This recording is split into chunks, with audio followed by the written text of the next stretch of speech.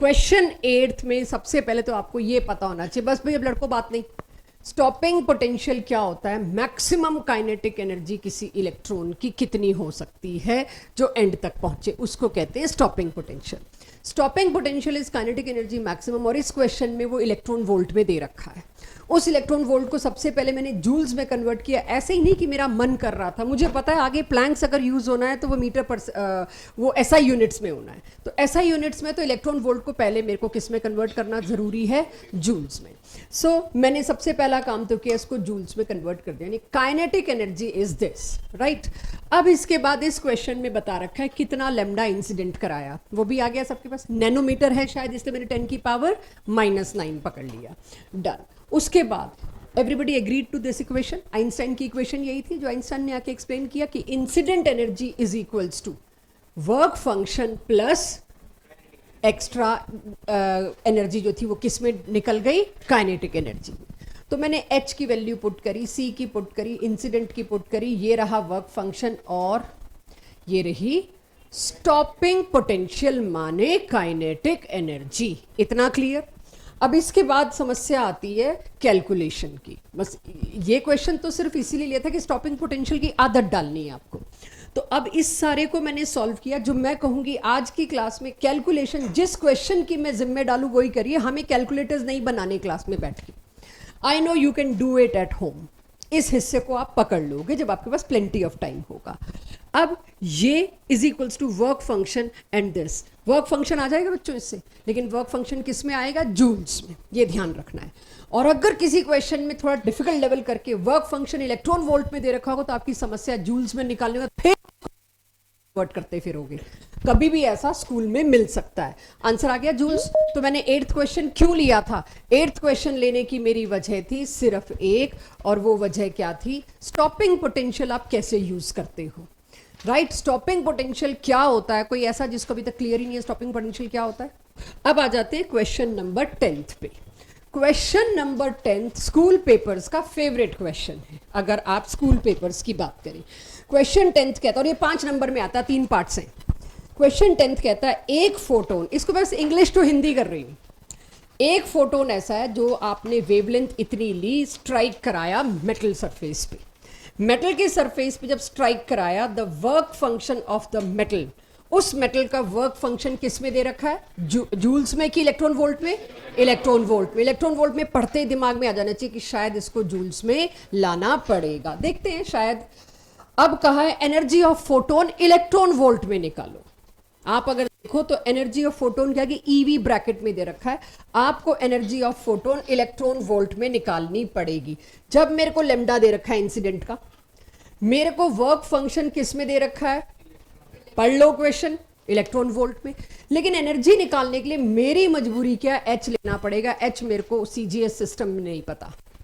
मेरे को एच जब लेना है एसआई में तो झक मार के मैं, अभी तो खैर बाद की बात है, ये ई कैसे निकलेगा, इंसिडेंट एनर्जी फोटोन की, एक फोटोन की एनर्जी लेमडा पुट किया, सी मेरे को पता है एच से। कुछ बच्चे वही आंसर टिका के आ जाएंगे, गलत। ये आंसर किस में आएगा बच्चों, जूल्स में।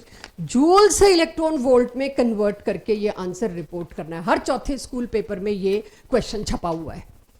आपको जूल्स में आंसर दे के रुकना नहीं है, जूल से किस में डालना है बच्चों, इलेक्ट्रॉन वोल्ट में। चलो ये बात भी ठीक है, आई होप हम कर लेंगे। क्वेश्चन नंबर 10th का सेकेंड पार्ट। अगला पार्ट मेरे को कहा है, ज्यादातर बच्चों का डाउट ये सेकेंड पार्ट के लिए आ रहा था, फर्स्ट पार्ट तो लगभग सभी ने कर लिया था। Kinetic energy of emission. Emission से परेशान हो गए हम। इस फोटो इलेक्ट्रिक इफेक्ट में क्या एमिट हो रहा है, और किसकी काइनेटिक एनर्जी पूछेंगे, जिस भी चीज का एमिशन हो रहा है। मुझे पता है यहां किसका एमिशन हो रहा है, इलेक्ट्रॉन का। तो kinetic energy of emission, emission माने नथिंग बट फोटो इलेक्ट्रॉन। तो फोटो इलेक्ट्रॉन एमिट हो रहा है, और फोटो इलेक्ट्रॉन एमिट हो रहा है, उसकी काइनेटिक एनर्जी निकालनी है। अगेन आइंस्टाइन वाली इक्वेशन यूज करूंगी। Incident energy will divide in 2 parts, this and this. First part में इंसिडेंट एनर्जी निकाल के आई हूं, और वो जो जूल्स में आता है, जूल्स की उठाऊंगी। रिपोर्ट मैंने इलेक्ट्रॉन वोल्ट में किया है, बट कौन सी उठाऊंगी, जूल्स में। वो यहां पुट कर दी। वर्क फंक्शन क्वेश्चन में दे रखा है, उसको भी जूल्स में कन्वर्ट कर सकते हैं। कर दिया और काइनेटिक एनर्जी आ गई। सेकंड पार्ट करिए कॉपी में, सेकंड पार्ट कॉपी में करिए क्वेश्चन पढ़ के, ताकि रियलाइज तो हो कि मैं कर क्या रहा हूं या कर क्या रही हूं। करिए सेकंड पार्ट, और यहां से कॉपी पेस्ट नहीं, ये कहां से आया आपको पता होना चाहिए। ये इंसिडेंट एनर्जी जो फर्स्ट पार्ट में मैं निकाल चुकी, कैलकुलेशन से बचाने के लिए आपको दे दिया मैंने।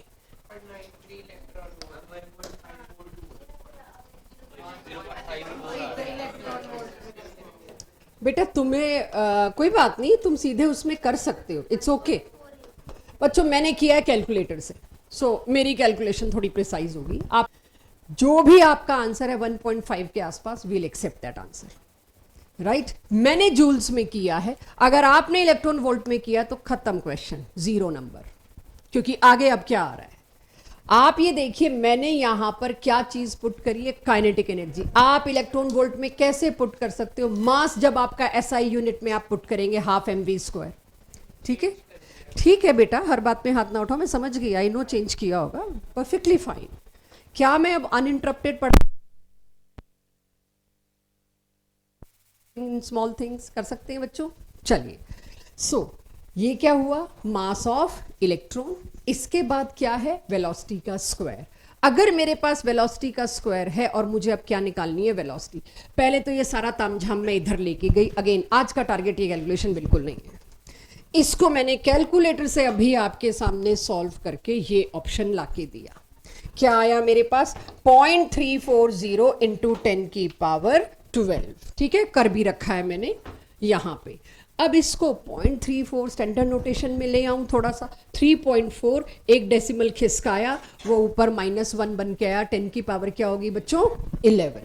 अब ये वेलोसिटी का स्क्वायर है, अब इसका स्क्वायर रूट लेना मेरी मजबूरी होगी, आई विल बी फोर्स्ड। कहने को केमिस्ट्री का पेपर है लेकिन मैथ्स चलेगी। Velocity is this. अब जब भी आप स्क्वायर रूट ले, थोड़ा शॉर्टकट दे रही है, वो सब तरीके से मत करना जो 10th तक मैथ्स में सिखाया है, डोंट डू। अगर मुझे बताइए मेरी क्लास, स्क्वायर रूट ऑफ 100 क्या होगा, बढ़िया, इतना आता है, गुड। इसका कितना होगा, यानी 2 0 का 1 0 बाहर निकलता है। 10 की पावर इवन में रखने की कोशिश करो। 10 की पावर क्या है, 0 0 0। अब ये मेरा 10 की पावर 11 था, अब मैं 11 में क्या करूं, मेरे को तो इवन नंबर ऑफ पावर चाहिए 10 की। तो इवन नंबर ऑफ पावर करने के लिए एक डेसिमल और खिसका दूं, नीचे क्या आएगा 10, वो 10 ऊपर जाएगा -1, -1 के बाद क्या आ गया 10। 10 की पावर 10 का बाहर क्या आ जाएगा, 10 की पावर 5। दो दो दो दो जीरो के एक एक जीरो बाहर निकाल लिए। उसके बाद स्क्वायर रूट ऑफ 34 क्या है, कोई मेरे को याद दिलाए, स्क्वायर रूट ऑफ 36 क्या होता था, स्क्वायर रूट ऑफ 34 क्या होगा, मैंने तुक्के से 5.9 लिखा है, डोंट सॉल्व इट, केमिस्ट्री में काम चल जाएगा। एक ही बात है आपके पास। अच्छा, ये तो एक कदम और आगे निकला है बच्चा, मतलब यार इतना एविडेंट बेवकूफी नहीं कर सकती मैं, जब मेरे को पता है स्क्वायर रूट ऑफ 36 इज 6। अच्छा, उसको तुमने वहां वो कर दिया बेटा, वही तो सोचो ना, 5.9 को तुम 6 करोगी, जब तक क्वेश्चन में नहीं कहा तब तक नहीं कर सकते, क्योंकि बड़ा एविडेंट है, अंडर रूट 36 आता है 6, अंडर रूट 34 6 से इतना सा कम होगा, तो मैंने टोटल अंदाजे से लिखा है 5.9। अब यही मेरे जेई में क्वेश्चन है और उसमें इंटीजर टाइप में और लिखा होगा round off to nearest integer, तो आपको पता होते हुए भी कि इसका आंसर 5.9 है, क्योंकि उस वक्त जिस सिस्टम पे आप जेई दे रहे होगे उस सिस्टम पे डेसिमल लगाने की परमिशन ही नहीं होती, उस सिस्टम पे डेसिमल लगाने की परमिशन ही नहीं है। आप डेसिमल मांगोगे, डेसिमल देगा ही नहीं, वो 5 ले लेगा आंसर आपका, अगर आपने 5.9 की कोशिश करी तो 5 विल बी रॉन्ग, तो वहां राउंड ऑफ करके आपको 6 ही लेना पड़ेगा। पास ऑब्जेक्टिव का क्वेश्चन 2 है, पढ़िए, लैंग्वेज इसकी प्रॉपर पढ़िए। ऑब्जेक्टिव का क्वेश्चन नंबर 2 क्या कह रहा है, पढ़ो। हो गया सब सेट? आज क्लास के बाद तीनों बच्चे आप लोग जो ऑनलाइन लगा रहे हैं, क्लास खत्म होते ही दीपा मैम के साथ जरा कॉल पे आएंगे। दीपा, तीनों को कॉन्फ्रेंस पे लेके आज इनकी इशू डिस्कस करो, जाओ।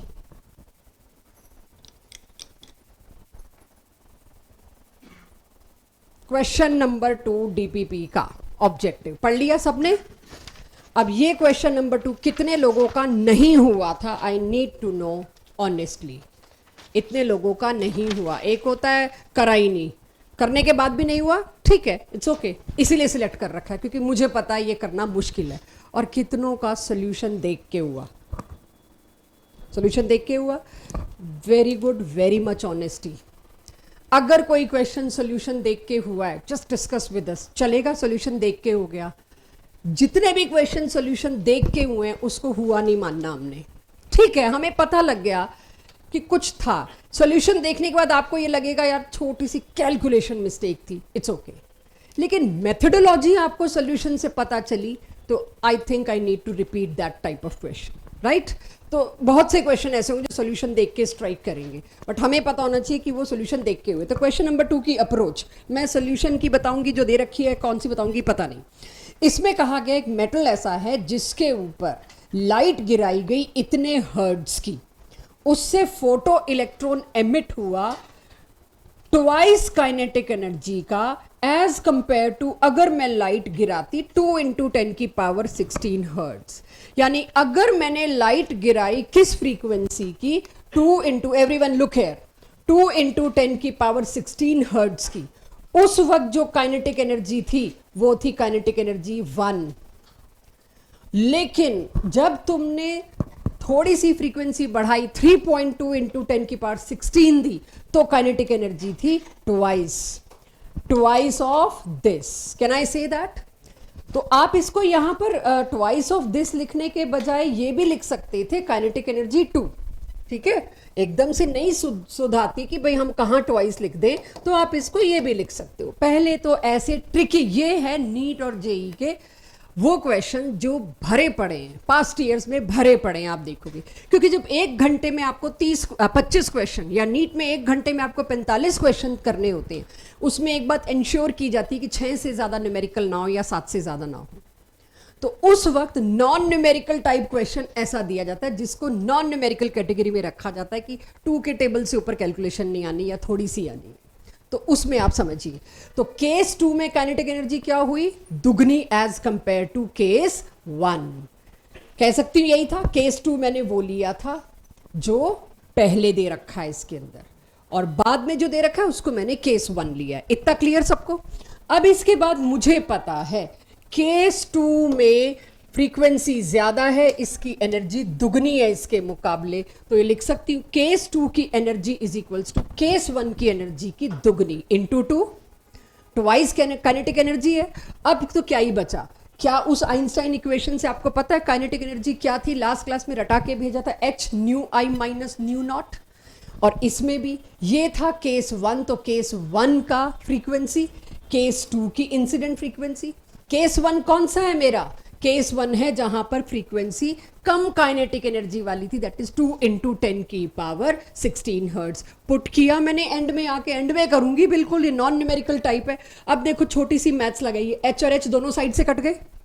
अब 2 को खोला, ब्रैकेट को खोला, और सारे न्यू नॉट को एक साइड ले आई, सारे न्यू आई को एक साइड ले आई। जो भी मैंने किया आपके सामने सिंपल मैथमेटिकल, इसको आप एक स्टेप में भी कर सकते थे, बट मुझे था पता नहीं मेरे सामने किस बच्चे को मैं डायरेक्ट जंप करके दे दूं, आए या ना आए। इसी के सॉल्यूशन आप देखोगे तो इस पर सीधे ही लिख रखा होगा। ऑब्वियसली सॉल्यूशन तो हिंट होती है, ठीक है? इसको सॉर्ट करते करते मैं यहां तक पहुंची। अब मुझे पता है फर्स्ट केस की फ्रीक्वेंसी और सेकंड केस की फ्रीक्वेंसी, मैं पुट कर दूंगी यहां पर। न्यू नॉट पूछा ही यही था शायद। देखिए क्या पूछा है, वर्क फंक्शन। तो पहले जब मेरे पास न्यू नॉट आ जाएगा तो वर्क फंक्शन भी आ जाएगा। अगर मेरे पास ये वाली फ्रीक्वेंसी आ गई और अगर वर्क फंक्शन पूछा है तो वो भी आ जाएगा। न्यू नॉट ही पूछा, आगे आने वाले क्वेश्चन में आप देखोगे वर्क फंक्शन भी पूछा तो इंटू एच ही तो करेंगे। देखिए इसे अब अपनी कॉपी में करिए और मुझे बताइए कोई और शॉर्टकट रूट था किसी के पास? अब आप लोग अपना पेन पेपर छोड़ दो, अब मेरे साथ करो। इतनी देर से मैं आपको टाइम दिए जा रही हूं, अब आ जाओ मेरे पास क्योंकि आखिरी पे आ गई है। क्वेश्चन नंबर 10 क्या कहता है? अगेन 2 केसेस, सेकंड के बाद 10th करने का फायदा है मेथड। अब इसमें देखो पिद्दी सी मेथड बनेगी आपके सामने, कुछ बनने ही नहीं वाला खास, राइट? वैसे मैंने किया तो था बट अच्छा आगे कर रखा है। क्वेश्चन नंबर 10 क्या कहता है? क्वेश्चन 10 कहता है एक लाइट का सोर्स है जिसकी वेवलेंथ है लैम्डा, उसकी जो काइनेटिक एनर्जी बनी निकलने वाले इलेक्ट्रॉन की वो कितनी थी? 1 इलेक्ट्रॉन वोल्ट। और उसके बाद एक और केस हमने लिया, अगर लाइट का इंसिडेंट फोटोन जो है उसकी वेवलेंथ है उससे 1/3, लैम्डा की जगह लैम्डा बाय 3, तो काइनेटिक एनर्जी कितनी आई? 4 इलेक्ट्रॉन वोल्ट। खुद ही देख लो, लैम्डा घटता जाएगा तो एनर्जी बढ़ती जाएगी, एनर्जी बढ़ती जाएगी तो निकलने वाले इलेक्ट्रॉन की काइनेटिक एनर्जी भी बढ़ती जाएगी। परफेक्ट डाटा है। Case 1 case 2। मेरे को क्या निकालना है? Work function. मेरे को क्या निकालना है? Critical energy. I think work function निकालना है कि वेवलेंथ निकालनी है? वर्क फंक्शन निकालना है। चलो तो इक्वेशन 1 इक्वेशन 2 आपके सामने है। इक्वेशन 2 में चेक कर लो एक बार। पहली इक्वेशन अब मैं आपके सामने फिर से बना रही हूं, फिर से कभी तो बनाई थी, इंफॉर्मेशन थी वो। My solution starts, this is incident h c by lambda is equals to work function, और कितना था? 1 इलेक्ट्रॉन वोल्ट। बहुत स्लो स्पीड से, ध्यान से। अगले केस में एच सी लेमडा बाय 3 था, 3 को सीधे ऊपर लिख दो, ऊपर गया 3 h c by lambda, work function plus 4 electron volt. यहां पर एच सी बाय, ये 3 तो ऊपर चला गया बच्चों, हटा सकते हो इस 3 को। यहां पर एच सी बाय लेमडा की वैल्यू ये पुट कर दो, इक्वेशन 1 से उठा के वैल्यू पुट कर दो। क्यों कर सकते हैं? तो क्या आ गया? 3, इसकी जगह W0 मतलब वर्क फंक्शन प्लस 1, और ये वर्क फंक्शन प्लस 4। क्या इक्वेशन आ गई पिद्दी सी। एक इक्वेशन एक वेरिएबल, बड़े आराम से हाफ आ जाएगा answer. Half is 0.5 electron volt. तो अप्रोच क्या थी उसको समझिए। मुझे पता है आप लोगों ने ये अप्रोच नहीं लगाई होगी, कोई ऐसा जिसने सेम लगाई? अगर कभी मेरे को ऐसी इक्वेशन मिलती है y is equals to p x, suppose एक सिंपल इक्वेशन है where p is a constant, y axis और x एक्सिस जो यहां लिखा होता है वो y एक्सिस मानी जाती है, तो मैंने बाई चांस y लिख दिया, तो ये है y एक्सिस और ये है x एक्सिस। जब भी इसमें और इसमें ग्राफ बनता है वो ग्राफ कैसा बनता है? Linear, start from origin. क्यों भाई? क्योंकि अगर तुम x की वैल्यू 0 पुट करोगे तो y भी ऑटोमेटिकली 0 होगा। इस तरह के ग्राफ को कहते हैं लीनियर ग्राफ। अब बाद में आप मैथ्स में एक्सपर्ट हो जाते हैं और मेरे को इतने क्वेश्चन मिलते हैं, मैम स्ट्रेट लाइन भी लीनियर है, फिर मुझे आके कंफ्यूज करते हैं। और फिर 12th में y is equals to M X plus C. मुझे कोई हैंड रेज नहीं चाहिए, मुझे बहुत तगड़े फ्लो में चाहिए ये चीज। ये एनसीईआरटी 11th-12th केमिस्ट्री में आपको लगेगी। y is equals to M X plus C. अगर इस फॉर्मेट में कोई इक्वेशन मिली तो उसका क्या मतलब है? अगेन ये y एक्सिस बच्चों, ये x एक्सिस अब क्लियरली दिख रहा है, x 0 है तो y 0 नहीं है, ये ओरिजिन से स्टार्ट नहीं हो सकती। मैं बहुत अनाड़ियों की तरह पढ़ाऊंगी जैसे बच्चे बच्चों को पढ़ाते हैं। इससे ये तो पता चल गया इसमें आप ओरिजिन से नहीं निकाल सकते। इवन इफ x इज 0 तब भी y की कोई वैल्यू है, हाँ या ना? तब भी y की कोई वैल्यू है, तो इसका मतलब कुछ ऐसा मिलेगा।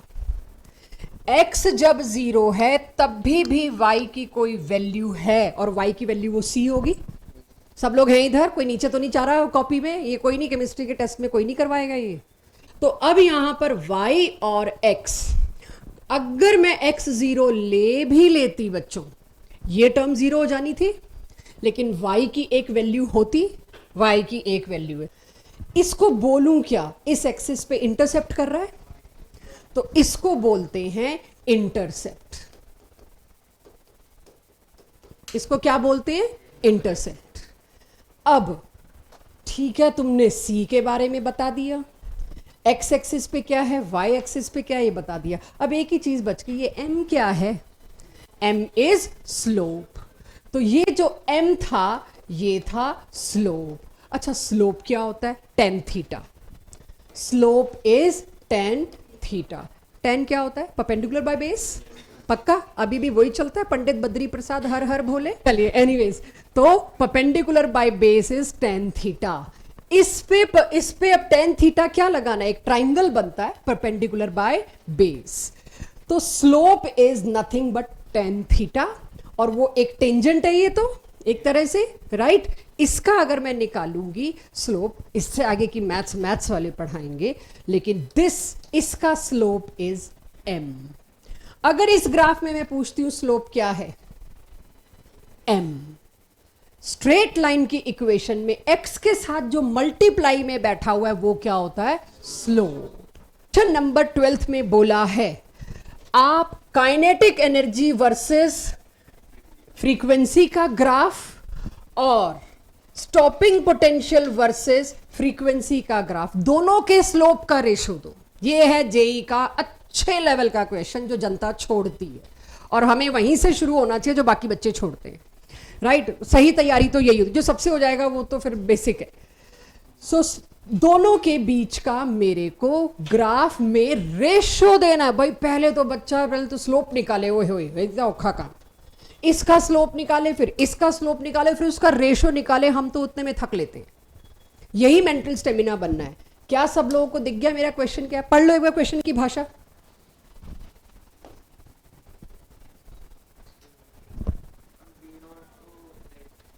मैंने म्यू नहीं लिखा, मैंने वी नॉट लिखा है, मैं अभी उस पर आ रही हूं। क्वेश्चन में ना नीचे एंड में दे रखा है वी नॉट या V is equals to stop. V दे रखा है कि वी नॉट? अगर यही जेई वाले काम खराब करते हैं, सिंबल्स चेंज करके हमें तंग करते हैं। यहां सिंबल नहीं चेंज हुआ है या कुछ और चेंज हुआ है। That is why I said ये क्वेश्चन मार्क कर लेना, ये हर बार रिवीजन में आपको देखना पड़ेगा। It is not everybody's cup of T. ये जो 2-3 बार देखेगा, करेगा, सोचेगा, इसमें जिएगा, वही इसको आगे ले पाएगा। सो चलते हैं आगे जी। जी हाँ, स्टॉपिंग पोटेंशियल काइनेटिक एनर्जी होती है, बिल्कुल। तो अभी करते हैं ना सॉल्व। वो सेम नहीं है ना, वही अभी मैं लेके आ रही हूँ, वो सेम नहीं है। तुम्हारा डाउट बड़ा जायज़ है, बिल्कुल जायज़ डाउट है तुम्हारा, तो अभी उसी पे लैंड अप कर रही हूँ। दैट इज वाई मैं इस क्वेश्चन को इस डीपीपी का टफेस्ट रेट कर रही हूँ। चलिए, अब इस क्वेश्चन को करने से पहले ये नॉलेज चाहिए थी, है सबके पास, राइट? जब भी आपको कहा जाता है ग्राफ दिस वर्सेस दिस, ये एक स्टैंडर्ड है मैथ्स का, ये y एक्सिस होगी और ये x एक्सिस, उल्टा कर दिया तो आंसर उल्टा आएगा। इंटरसेप्ट वहां की जगह कहीं और आएगा, उल्टा नहीं कर सकते। अगर मैं कहती हूं दिस वर्सेस दिस, मतलब ये कौन सी एक्सिस पे आएगा, y एक्सिस, ये कौन सी एक्सिस पे आएगा, x एक्सिस। ठीक है, ये भी एक नियम है। चलो, ये एक बार सब लोग देख लो। इस क्वेश्चन को मैं समझाने के बाद नोट करवाऊंगी बहुत सही तरीके से, जिसमें 3 चीजें लिखी है। ये होता है स्लोप, अब तो लिख लोगे। आज मैंने सोचा तो नहीं था मैं इंटरसेप्ट पे बात करूंगी, क्योंकि इंटरसेप्ट इतनी सारी चीज़ें एक दिन दे दो तो कन्फ्यूजन होता है। तो मेरा वे ऑफ टीचिंग है लेयर के ऊपर लेयर के ऊपर लेयर देनी चाहिए, अलग अलग दिन। तो मैं इंटरसेप्ट पे ज़्यादा ध्यान आज नहीं देना चाहूँगी, बहुत आना है, अपने ही सब्जेक्ट में आना है। अब पहले केस में मेरे को इन दोनों के बीच ग्राफ पूछा है बच्चों। पहले तो मैं काइनेटिक एनर्जी और फ्रीक्वेंसी जो कि इंसिडेंट है उसके बीच का फॉर्मूला लिख के देखूं, वो y is equals to M X plus C की फॉर्म में लाऊं। चेक, ये फॉर्मूला रटा के भेजा है, kinetic energy is equals to h nu minus h nu naught. अब देखिए क्या है y, एक सेकंड अलग कलर से लिखती हूं आप देख सके, और ये नीचे लिखा हुआ है y एम एक्स प्लस सी। y एक्सिस पे अगर मैंने काइनेटिक एनर्जी को पुट किया, x एक्सिस पे मैंने इंसिडेंट फ्रीक्वेंसी को पुट किया, तो इक्वेशन ये बनी। आप कहोगे यहां प्लस तो नहीं है, आपने कैसे सेम कर दिया? कांस्टेंट है ही नहीं सर। बात तो तुम वैसे सही कह रहे हो, लेकिन वैसे गलत है, वो पढ़ा नहीं है ना अभी तुमने, तो तुम लोगों की गलती कोई नहीं है। यस, यही तो एप्टीट्यूड चाहिए। आ गया ना? y इज इक्वल, इस पे जितना टाइम लेना है लो, मेरे 4 से 5 चैप्टर में टाइम बचेगा। 12 तो भरी y is equals to M X plus C से है, मेरा बहुत टाइम बचेगा। तो y is equals to M X plus C. So what C negative में है तो ठीक है, देखा जाएगा। तो एक सेकंड बच्चा, एक सेकंड।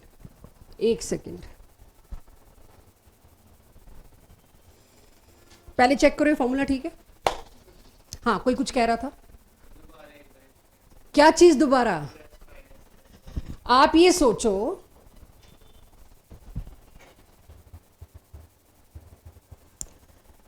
आप इस चीज में अटक सकते हो। इक्वेशन है y is equals to M X plus C, हाँ या ना? मैं कह रही हूं ये और ये इक्वेशन सेम है, स्ट्रेट लाइन फॉलो हो रही है। अगर मैंने काइनेटिक एनर्जी और इसके बीच में ग्राफ बनाया, या इसके बीच में, किस में वो देखते हैं, तो इसको हम x एक्सिस पे रखेंगे, इसको y एक्सिस पे रखेंगे, इसके साथ जो चिपका हुआ है वो क्या होगा? स्लोप, और ये क्या होगा? इंटरसेप्ट। और इंटरसेप्ट इस केस में कांस्टेंट होगा। क्यों कांस्टेंट होगा? वर्क फंक्शन तो फिक्स है मेटल का, तुमने पूछा था ना। बट आज मेरा इरादा नहीं है इंटरसेप्ट पे आने का, चीज कॉम्प्लिकेट हो जाएगी, बट तुमने जो पूछा था वो ला दिया। Coming back to you once again, अगर मेरे को ये इक्वेशन आप कहते हो y is equals to M X plus C है, फॉलो कर रही है, तो तुम्हारी जगह अगर मैं बैठी होती, मेरा पहला सवाल होता कहाँ फॉलो कर रही है? प्लस का माइनस कर रखा है तुमने, नहीं कर रही फॉलो। तो मैं ये बात बोलूंगी कर रही है भाई फॉलो। क्यों? अगर मेरे को फॉलो करानी है तो क्या ये नहीं हो सकता? एम एक्स प्लस सी है तो सही, सो वॉट सी के आगे माइनस है, तो सो वॉट स्लोप के आगे माइनस है, वो कहीं भी आ सकती है चीज। तो मेरे को यहां पर अभी सबसे एक ही बात चाहिए, क्या मैंने पहली और दूसरी दोनों इक्वेशंस सही लिखी हैं? अब मुझे बताओ, अगर काइनेटिक एनर्जी और इसमें, अभी थोड़ा इंटरसेप्ट पे बात नहीं करेंगे हम, इंटरसेप्ट थोड़ा ज्यादा हो जाएगा आज। इसमें और इसमें अगर मैंने ग्राफ प्लॉट किया, स्लोप क्या आएगा? वेरी गुड, स्लोप इसका आया h। दूसरा केस, दूसरा ग्राफ किसमें चाहिए मेरे को? Stopping potential versus mu. Again mu क्या है? पढ़ लो क्वेश्चन में, इंसिडेंट फ्रीक्वेंसी, म्यू नॉट नहीं है, फ्रीक्वेंसी। अब फिर से मैं वही इक्वेशन लिख रही हूं बच्चों, देखो कुछ नहीं नया ला रही, आइंस्टाइन इक्वेशन अलग है। बेसिक एनसीईआरटी का क्वेश्चन, सॉरी कॉन्सेप्ट, और क्वेश्चन ये जेई का अच्छे लेवल का। नीट में मत एक्सपेक्ट करिए ऐसा क्वेश्चन आए, नीट में इतना मैथमेटिकल अप्रोच थोड़ा मुश्किल है, बट कई बार होता है पेपर डिफिकल्ट बनाना है अगलों ने तो दे भी सकते हैं, क्योंकि न्यूमेरिकल नहीं है। अब काइनेटिक एनर्जी इज दिस। अब के मेरे को ग्राफ किसमें चाहिए? इसमें और इसमें। आप कहोगे सेम ही तो है, उसमें भी तो यही करा। सेम नहीं है, क्यों? स्टॉपिंग पोटेंशियल मेरे को इस क्वेश्चन में V दिया है, voltage. Capital V stands for voltage. कोई किसी कंक्लूजन पे लैंड मत करो, बहुत प्यार से इत्मीनान से समझो, आपके लिए नया है, पहली बार है।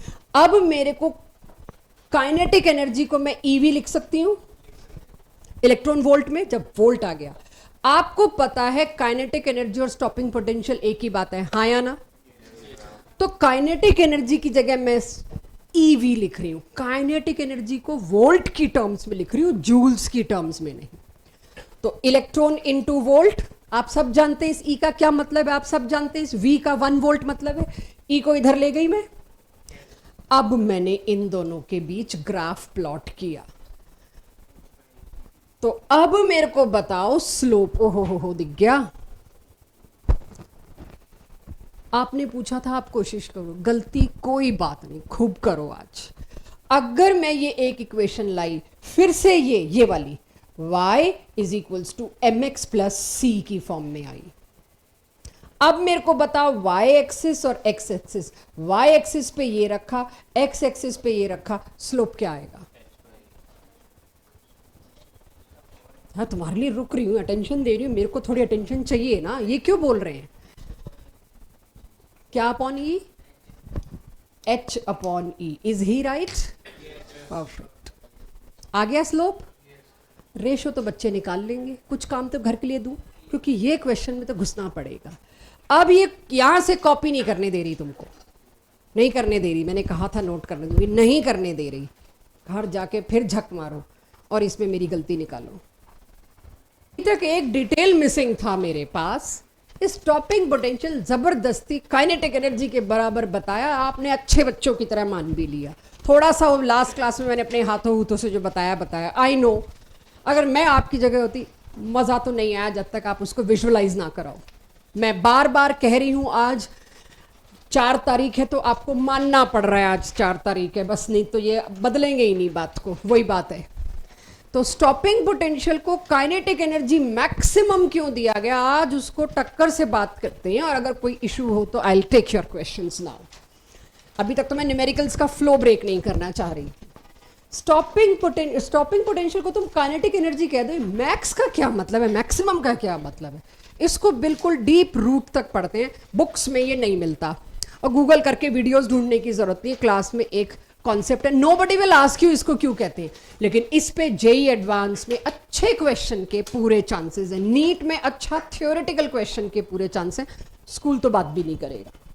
तो अब आप सोचिए फोटो इलेक्ट्रिक इफेक्ट क्या था, यही था थोड़ा सा, कैथोड पे ब्लू कलर की रेडिएशन डाली, अच्छा बढ़िया इलेक्ट्रॉन इजेक्ट होगा और उसकी कुछ काइनेटिक एनर्जी भी होगी, हाँ या ना।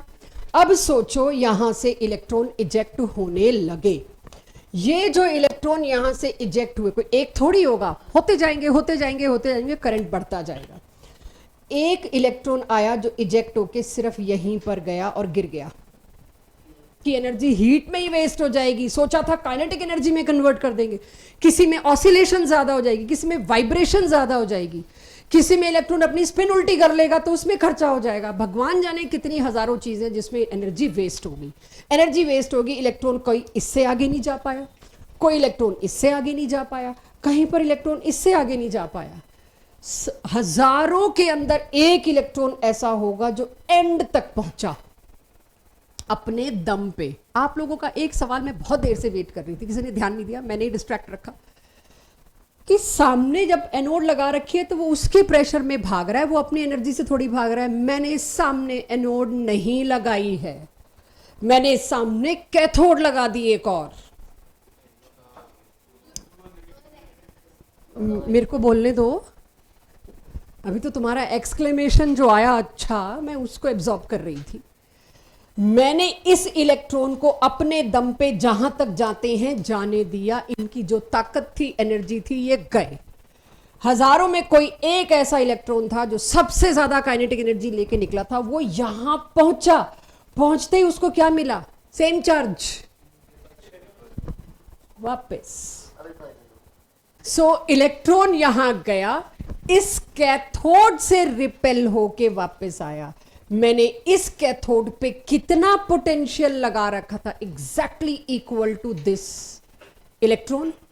इस तरह से मुझे पता चला इस इलेक्ट्रॉन का पोटेंशियल वही था जो मैंने लगा रखा था। आपको मैं कहती हूं, अभी क्या है मेरे पास, ये इसका वजन तोल के दो मेरे को, कन्वेंशनल तराजू। एक तो जनरेशन तो डिजिटल है ना, इन्होंने वो चीज़ देखी नहीं, मेरे को तो थोड़ी समस्या ही है कितने प्रॉप्स रखूं यहाँ पे। वो तराजू वो वाला देखा है बचपन में, ता से तराजू पढ़ाया होगा। एक साइड ये बुक रखी और एक साइड उसके इक्वल वेट रखा। आप कहते हो अगर इसका वेट 100 ग्राम से मैच हुआ, इसका मतलब, क्योंकि दोनों आ गए बराबर, यहां 100 ग्राम देख के हम बोलते हैं जी ये 100 ग्राम की है। सेम मैंने पोटेंशियल बदल बदल के सेट किया है। एक ऐसी सिचुएशन आई जब एक इलेक्ट्रॉन या 3 4 5 इलेक्ट्रॉन इसको टकरा के एकदम वापस गए, पक्का उनकी वोल्टेज ये थी। इसको कहते हैं स्टॉपिंग पोटेंशियल। इलेक्ट्रॉन के स्टॉपिंग पोटेंशियल को आज के बाद ये समझ लेना, वो इलेक्ट्रॉन जिसकी काइनेटिक एनर्जी मैक्सिमम थी। इसके समझे बिना भी तुम्हारे क्वेश्चन निकलवा दिए थे ये। अब कंक्लूड करते हैं फोटो इलेक्ट्रिक इफेक्ट को, टोटली खत्म करते हैं। भाई तुमने मेरे को कंफ्यूज कर दिया। मैक्सवेल कहता है एनर्जी कॉन्टिन्यूअस, और आ गई ये फोटो इलेक्ट्रिक इफेक्ट के बाद प्लैंक्स खड़े हो गए, इट इज नॉट कॉन्टिन्यूअस। मैं किसको सही मानूं? अब थोड़ी देर मुझे बोलने दे, राइट? मैं किसको सही मानूं? तो ये जो कॉन्टिन्यूअस वाला था, इसके फेवर करने वाले मैक्सवेल अपने सबूतों की किताबें उठा के ले आए, और ये आपके क्वेश्चंस हैं। एक क्वेश्चन आपने ऑब्जेक्टिव में बताया था जो मैंने कहा था अभी करा रही हूं, वो आके ले आए अपने किताब पत्तर सब कि एनर्जी की रेडिएशंस का रिफ्लेक्शन है हमारे पास, इसका डिफ्रैक्शन के पेपर पे हमने डिफ्रैक्शन के रिजल्ट्स लाके दे दिए ब्लैक एंड व्हाइट में, नथिंग हाइपोथेटिकल। तो डिफ्रैक्शन पैटर्न्स आ गए हमारे पास, उसको पेपर पे छाप दिया, रिफ्लेक्शन, रिफ्रैक्शन, जो भी मर्जी और फिजिक्स में टर्म्स आएंगे, बस तभी तो मैंने कहा जो मर्जी टर्म्स आए, मेरा काम डिफ्रैक्शन और रिफ्लेक्शन से चल गया। वो किताबें ले आए उठा के सबूतों की कि ये कॉन्टिन्यूस है। दूसरी तरफ फोटो इलेक्ट्रिक इफेक्ट और ब्लैक बॉडी रेडिएशन खड़े हो गए। बताओ फिर जलता क्यों नहीं इंसान सन की लाइट से? ये भी है, इसके चैलेंज नहीं कोई कर पाया, इसको सरेंडर किया। फिर और ऊपर से आइंस्टाइन और कूद पड़े थे, उन्होंने और एक्सप्लेन कर दिया था कि ये बिल्कुल सही है प्लैंक्स वाला। और आइंस्टाइन को चैलेंज करना was not easy because he had the calculations, every calculation जो आपको दिखाई भी नहीं गई है। तो उसके बाद पंचायत बैठी और रजामंदी हुई। इसका डुअल नेचर है, दोनों एग्जिस्ट करते हैं। मींस एनर्जी किसी भी सोर्स से ऑब्जर्वर तक जाती है, it has dual behaviour, dual face, dual nature. It behave as wave as well as particle. तो ये आपके पास आया, diffraction pattern scientist Davisson and Germer ने दिए, और उनके डिफ्रैक्शन पैटर्न पे ये बात आज तक मानी जाती है कि रेडिएशंस का, लाइट, सनलाइट का वेव नेचर है, एनसीईआरटी में। और फोटो इलेक्ट्रिक इफेक्ट ने पार्टिकल नेचर बताया, एक्सप्लेन बाय आइंस्टाइन। आइंस्टाइन को डेडिकेट किया गया पार्टिकल नेचर को सबूत समेत, कैलकुलेशन समेत देना। प्लैंक्स ने तो पोस्टुलेट्स दिए थे ऐसा होता होगा, उसको प्रूफ देने का काम किन्होंने किया? आइंस्टाइन ने। तो लाइट, एनर्जी, इन सब का पार्टिकल नेचर भी है, वेव नेचर भी है। इसका मतलब कुछ प्रॉपर्टीज वेव नेचर से एक्सप्लेन हुई, कुछ प्रॉपर्टीज पार्टिकल नेचर से एक्सप्लेन हुई। Done. Minimum potential required to stop the electron with maximum kinetic energy. ज्यादा से ज्यादा जिसके पास काइनेटिक एनर्जी पहुंची है वही पहुंच रहा है ना इस तक। इसको रोकने के लिए कितना पोटेंशियल देना पड़ रहा है? वही 100 ग्राम की किताब के लिए कम से कम कितना वजन रखना पड़ रहा है जमाने के लिए? 100। एक मेटल के सरफेस पर मैंने यहां पर इंसिडेंट लाइट दी जिसकी एनर्जी है 200 जूल्स। इससे एक इलेक्ट्रॉन निकल के उछल के बाहर आया, इसका थ्रेश होल्ड है 100 जूल। फालतू कितना बचा? 100। और वो 100 का 100 क्या काइनेटिक एनर्जी में कन्वर्ट होना तय है? नहीं। ऐसा कोई सेल, बैटरी, ऐसा कोई एफिशिएंसी मैकेनिज्म ही नहीं बना आज की डेट में। तो उसमें बहुत कुछ वेस्ट होगा, आसपास वाइब्रेशंस हो जाएंगी, हीट में कुछ कन्वर्ट हो जाएगा, कुछ किसी और ट्रांसलेशन मोशन में चला जाएगा, ऑसिलेशन में हो जाए इलेक्ट्रॉन, बहुत कुछ ऐसा हो सकता है। तो यहां ये सवाल आया, किसी की काइनेटिक एनर्जी रहेगी मैक्सिमम शायद 90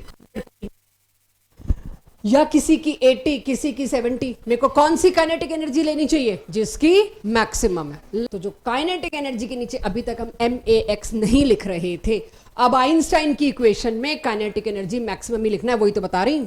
electromagnetic radiation of wavelength lambda, wavelength मेरे को दे रखा है 242 nanometres, everyone, is just sufficient to ionise sodium atom. Sodium atom को आयोनाइज करने का क्या मतलब है? सोडियम में से एक इलेक्ट्रॉन निकाल के पूरा बाहर फेंक देना। इस काम के लिए कितनी एनर्जी या जो भी है, इस काम के लिए एनर्जी के बारे में बात की जा रही है, राइट? अब इसको पूरा ब्रेक करके बाहर निकालने के लिए कितनी एनर्जी दी है क्वेश्चन में?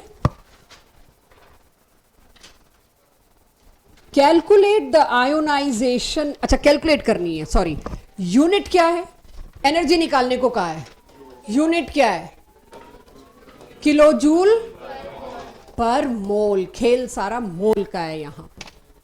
अब अगर यहां पर खेल सारा मोल का है तो अंडरस्टैंड, मुझे ये पता है कि इसको देने में जो रेडिएशन लगी होगी उसका लैम्डा गिवन है।